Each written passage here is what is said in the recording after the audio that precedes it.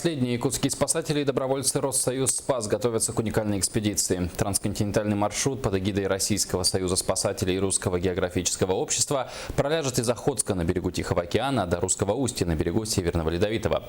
В эти дни участники экспедиции провели тренировочные сборы на реке Келе Усть-Калданского района. Подробности у Афанасия Николаева.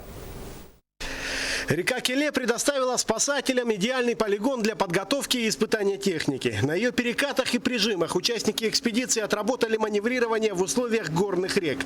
Новые катера «Фрегат», оснащенные водометами, требуют от мотористов особой техники вождения.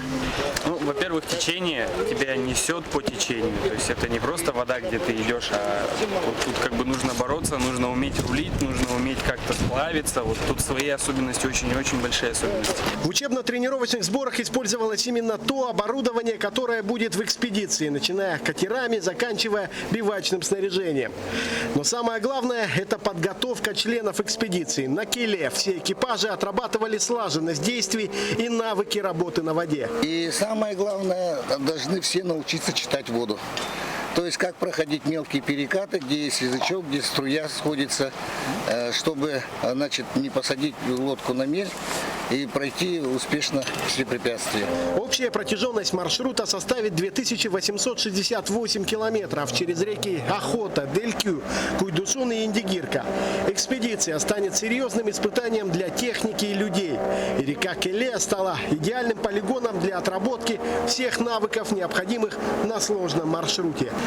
Параллельно с тренировкой шла обкатка техники. Катера «Фрегат» были специально разработаны для экспедиции. Они заточены именно под условия горных рек и использования водометов. В ходе тренировки моторы вошли в рабочий режим, был подсчитан расход топлива.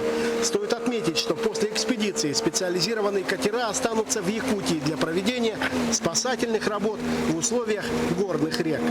До старта экспедиции остается чуть меньше 4 недель. Ее участникам предстоит еще много работы по перевозке грузов, отправке членов экспедиции и составлению первого этапа маршрута. Афанасий Николаев, НВК «Саха», акватория рек Келе и Алдан.